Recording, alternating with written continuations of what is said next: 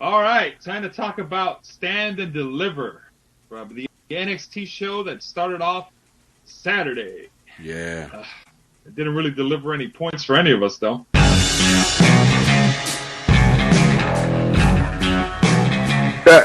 All right. Cut the music. You know something? I got something to say.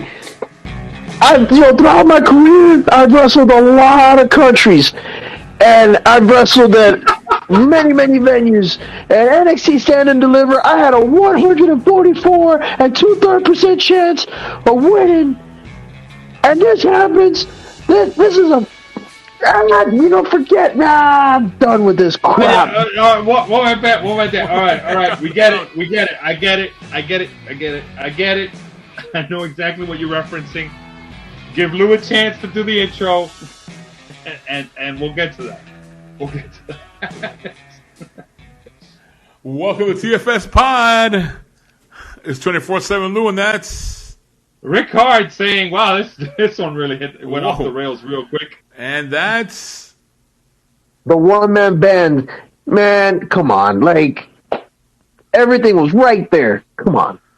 1 point away. Again. Yeah. You know the line. The highest mountain, from the highest mountain, lowest valley, east and west. TFS Pod. We're well past that, Lou. I know. I'm in a bit of shock here with a one-man band losing it here, but I'm scared to say this. But one-man band, give us that line that everybody loves. Get the scoreboard. Oh my God! All right. Scoreboard, Lou. You're probably really happy about this still. You're still in the lead, 7 points. Yes. And we've now got a 3-way tie for second place. Once this show was tallied in, this didn't last long, though. It is between myself, the one-man band, and Jfew, wow. who are all at 2 points. 2. And then you got the randomizer at 1, and everyone else is at 0. Including Bogey. That's the scoreboard. Back to you, Lou. Yeah, let's talk about Stand and Deliver. This is where everything just went sideways. Let's get to the first match. I'm gonna be honest, folks. I'm gonna be pissed off in this one too. I know that one-man band has more reason to be pissed off. But yeah, let's start off with this one. What was that first match we had, Ric-Hard? Give me a break, Lou. You have a reason to be more. No, not more. I don't have more. I am also pissed off.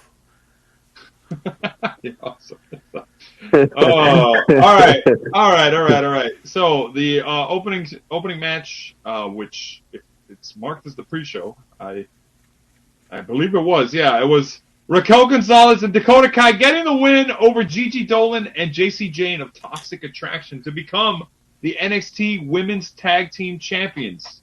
Yeah. That was fun. I'm glad Dakota Kai and Raquel Gonzalez got the win. I was very surprised that this didn't translate to an upset in the Fatal 4-Way later on in the main show. But yeah. I was thinking this was going to be like a big Toxic Attraction night where the tag team win, retain, and then Mandy Rose. But no, whatever. They lost. Raquel Gonzalez, Dakota Kai. Yeah. Friends again, now champions. Great. Yeah, well, that's what it goes. Reformed tag team. My understanding is they've never held the women's tag titles in NXT. So this is a new thing for them. Should be interesting how long they hold it. I think Toxic Attraction may get it back at some point. Maybe. Perhaps. Yeah. But yeah, I'm just glad because this was one of the only 2 matches that I got a point for. Because the rest of the night did not go well for me. Yeah, let's go to the next one. There was 2 points the next one that we had.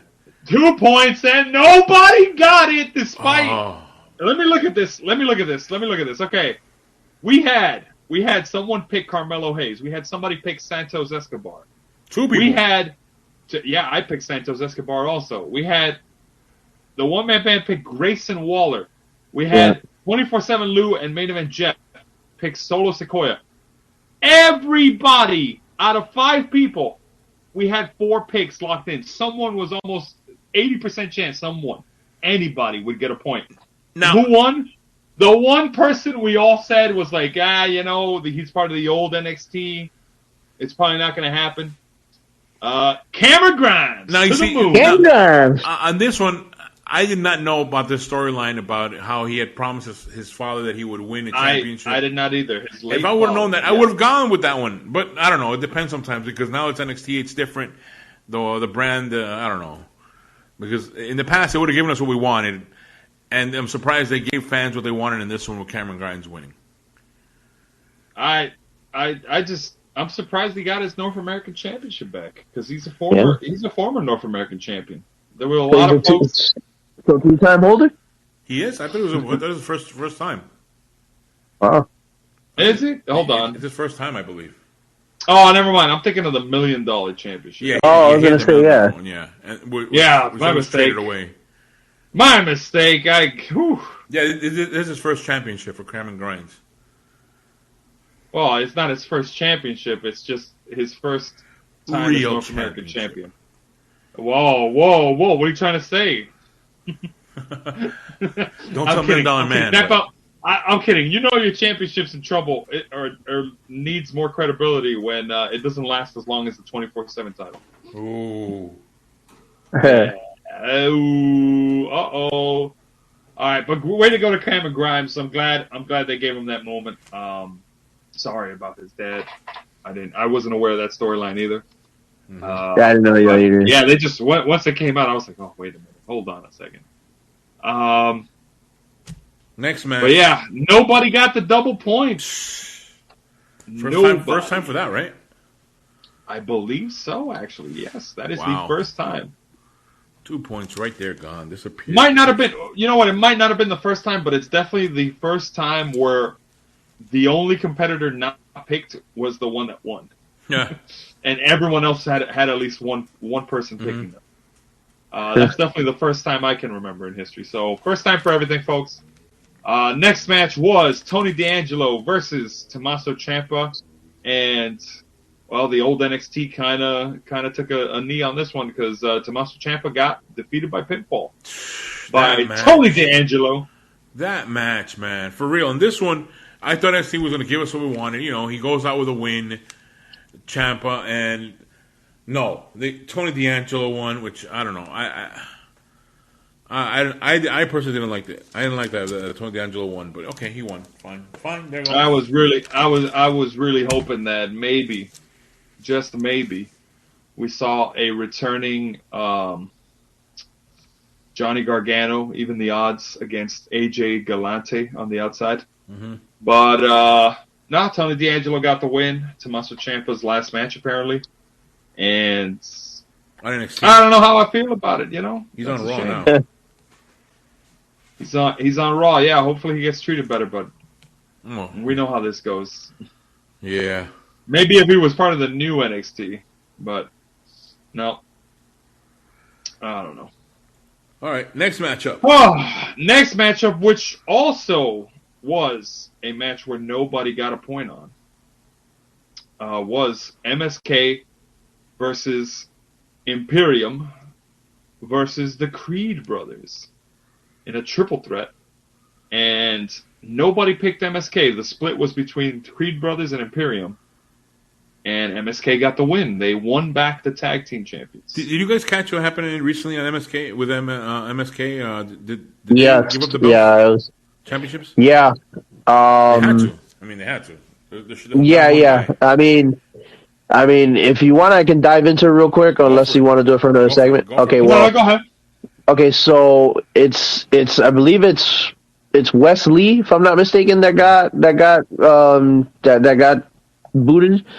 Reason being, apparently there's two reasons as to why. His ex-girlfriend Kimberly, apparently there's some alleged domestic violence disputes going on. Although there are some people that are calling shenanigans on that on her end, saying that she's just doing it for clout chasing. Now innocent until proven guilty kind of deal. But the other thing that I heard we was have to use the word allegedly here. Yeah. I got to preface that. The other thing what I heard was that apparently a photo of Wes Lee dressed up as a Nazi when he was 19 resurfaced, and apparently people knew about this already, and they said, it wasn't a big deal back then, but now people are backtracking, saying that they were saying that they knew about the alleged domestic violence cases, but not about the photo of him dressed up as a Nazi. And the other word around there is that WWE... Wait a minute. There's a confusion over which one they knew about first? Yeah. There's a confusion, apparently. That's hilarious. No matter which way it is, I'm just thinking about that right now. It's like, we're okay with domestic abuse, but you're a Nazi also? I can't take this. What is I this? gotta draw the line there. This Joker meeting the Red Skull? Yeah, literally. So, and then the other one doesn't make sense either. Wow, we're okay with you being a Nazi, but wait a minute, I hear you beat your wife or your girlfriend too? Nah, I can't stand for that. It's like, nah, I don't know what to tell you on that one. But, what a weird place for people to draw lines. So apparently WWE, the backstage crew, or rather like the talent backstage, they're really unhappy that he got booted, because apparently he was really well liked backstage. Oh. Yeah, you know how WWE is when they smell smoke. If they think if they see smoke, they think there might be fire, so they try to tamper down on exposure for the star for a bit. I'm thinking of when I say that, I'm thinking of, what was this guy's name? Oh, the bald guy, Lars Sullivan. I'm thinking of Lars Sullivan. And we've seen instances where the allegations fall apart, and then the person ends up still, getting the return and the right push sort of thing. I'm thinking Matt Riddle in that one.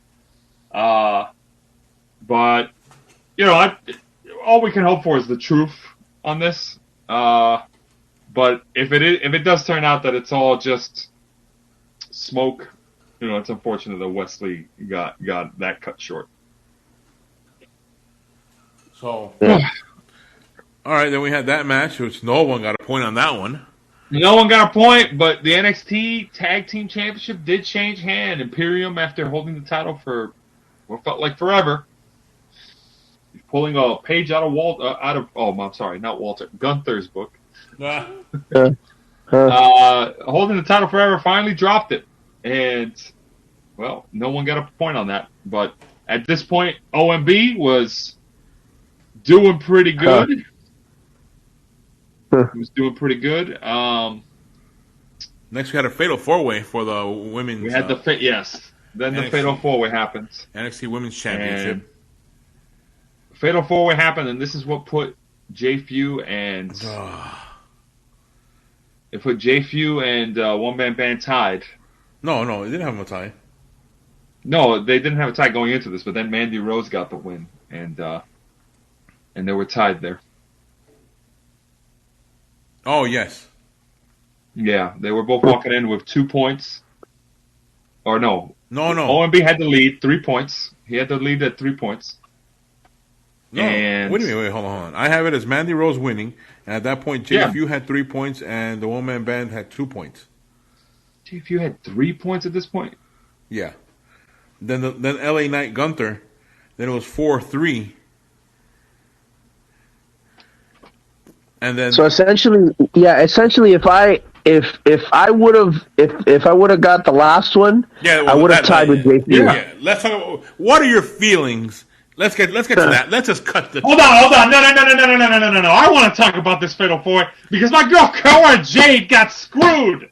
Oh, come on. Cora Jade, you took the title off of Toxic Attraction in the pre-show, and you won't give Cora Jade the win. That could have been a star-making moment. I don't know what we're doing. We're living in the Mandy Rose era, as she said. No. I'm gonna call it out for what it is, because What Culture. Shout out to What Culture on this one. They called it out perfectly.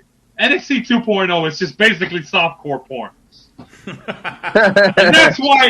that is why, and purely why, Mandy. No, I'm kidding. Mandy Rose has the athletic talent there somewhere. But she's definitely got the looks more, which is why she got the win. But between that and the eventual Nikita Lyons match between her and Mandy Rose, it's just a shame. Cora Jade, she's got skill. I would have been okay with that change. I would have been okay with Kaylee Ray getting the win too, even though that wasn't my pick. So you're saying Kaylee Ray was playing the veteran in that match. Oh yeah, sure. So you're I could tell she was directing. Would you agree with me in saying that Mandy Rose is an athletic superstar? No comments. If you know what I'm saying, you know what I'm saying. Athletic superstar. Yes, she's definitely. Oh, yes, yes, she's definitely a very athletic superstar. She's got that going. Yes. All right, so let me go to LA. She's got a lot of. I can't think of an acronym. That's too long of an acronym. Hold on, I want to get to the one-man band. I want to give him his time to shine. Yes, so, yes. LA Knight, Gunther. Right. LA Gunther Knight versus LA Knight. That despite going 10 minutes and 24 seconds, it was basically a pretty done deal. Gunther got the win. Everybody got a point on that, I believe. And then our main event happened.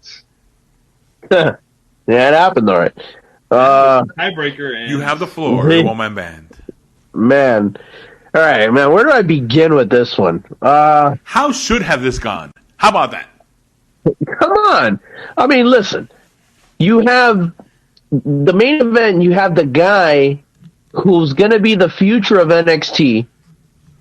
And then not only is he the future of NXT, his dad and his uncle get enshrined into the Hall of Fame, where they thought his uncle would never show up at a WWE stage ever in his life.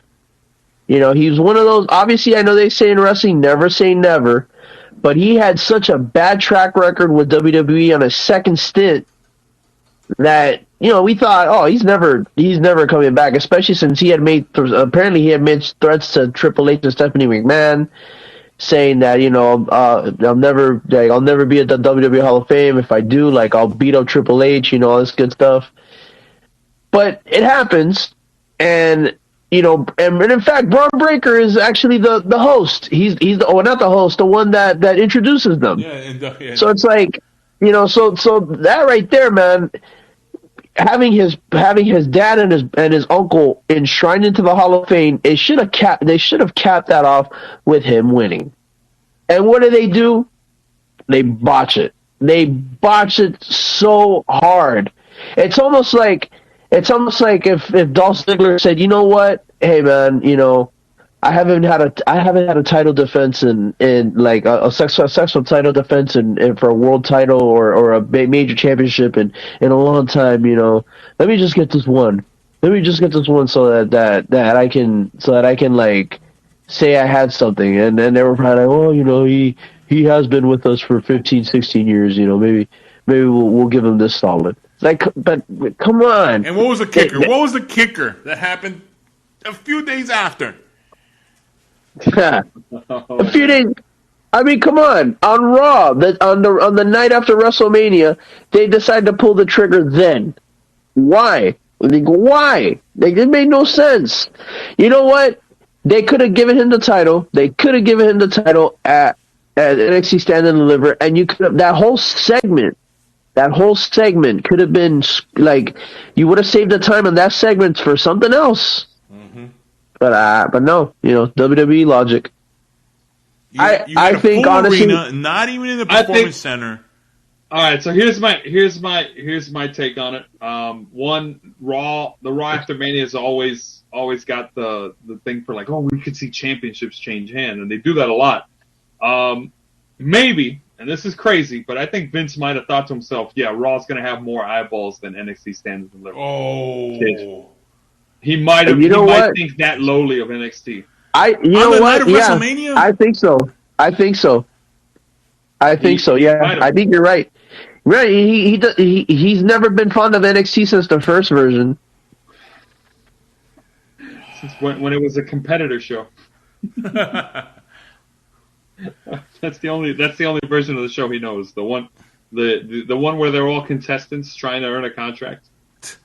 So and then what was our final score in this? Hold on, wait for this. So get this, the match, because this is a point that could have easily, because if you wanted Dolph to retain, this could have happened. The championship without making Braun Breaker look bad, giving an excuse for a rematch for Raw, you could have easily had it, because Robert Roode was ejected from ringside early on in the match, and then near the end of the match, he came back out to break a pin by pulling Ziggler out to the outside, and the ref did not disqualify him. Now, granted, they did some good psychology there by having Braun Breaker tell the ref not to do it because he wouldn't have won the title. But had that happened, had he been DQ'd, OMB would have gotten the point and shared the win with Jfew. Yeah. But unfortunately, nope. We had a whole lot of nope. We had a gorilla press get reversed. Ziggler tossed Braun Breaker into the middle turnbuckle. Zigzag and 1, 2, 3. Ziggler retained. Much to my shock, I was very surprised. Yeah. I was very surprised. But good for Ziggler, you know. Good for Ziggler. Well, you know what's funny? What's funny is that you, throughout the night when we were talking, you said, I have a very strange feeling that Jfew's going to win. Mm-hmm. Yeah. And you said it. I was getting that inkling like, wait a minute. Something looks... I mean, it was fishy. Jfew, by the time the main event came around, was going to be the winner. It was just whether he'd be the sole winner or he'd be sharing that victory. But there was just something about me, like, because I was honestly leaning Dolph Ziggler going into the pay-per-view, and I said to myself, you know what? It doesn't make any sense the more I think about it. His uncle and his dad are being inducted into the Hall of Fame. Why wouldn't you give it to him? Such a big. But nope. You know what? As the saying goes, Vince holds grudges. Your dad used to be in WCW. He's got beef with my son-in-law. Yeah, you're not winning an NXT Stand and Deliver. Exactly. Just so that we can extend Dolph Ziggler's title reign for 2 more days. So I'm going to deliver that. I'm going to deliver a loss for you. But now the worst part of the whole night was I saw something online. They were teasing something, and all I got was a video package. That's right. I know exactly what you're talking about. We were promised Nikita Lyons in action. Yes.